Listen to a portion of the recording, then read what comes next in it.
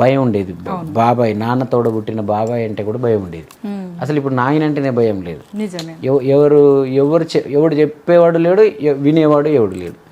ఇలాంటప్పుడు మనం ఏదో పాటల రూపంలో చెప్దాం, వింటారేమో అని చెప్పి ఆ పాట పెట్టి, ఆ పాట ఎండింగ్లో చిన్న వాయిస్ ఓవర్ పెట్టి చెప్తే ఎందుకో నాది విన్నరు జనాలు, నన్ను యాక్సెప్ట్ చేసారు చెప్పడానికి, చెప్పే అధికారం ఇచ్చారు నాకు. ఇచ్చినప్పుడు మనం చెప్తే ఎలాగ వింటారు కదా అని చెప్పి మళ్ళీ చెడు విషయాలు వ్యూస్ కోసం అని నేను ఏదో అలాని టెంప్ట్ చేసే పాటలు ఇలాంటివి చేయకుండా అప్పుడు కూడా నేను సామాజిక మంచి విషయాలు చెప్పడానికి వ్యూస్ పోయినా పోకపోయినా పట్టించుకున్న, ఒక పాట ఇవ్వాలి హిట్ అవుతుంది, ఒక పాట తర్వాత ఎప్పుడో హిట్ అవుతుంది, అయినా పట్టించుకోకపోయేది. ఆ కరోనా టైంలో చాలామంది సపోర్ట్ తీసుకొని షూటింగ్లు చేసి ఆ పాటలను పెట్టారు. అవి మెల్లగా ఇప్పుడు నాకు ఎంత విలువ తీసుకొచ్చినాయి అంటే, ప్రతి దగ్గర ప్రతి మూలలో ఒక కరడు కట్టిన అభిమానం ఉంటాడు నాకు. కట్టరిందు అంటారు కదా బీజేపీ, అలాగే కట్టర్ చరణార్జున అభిమానులు ఉంటారు అక్కడక్కడ. అన్న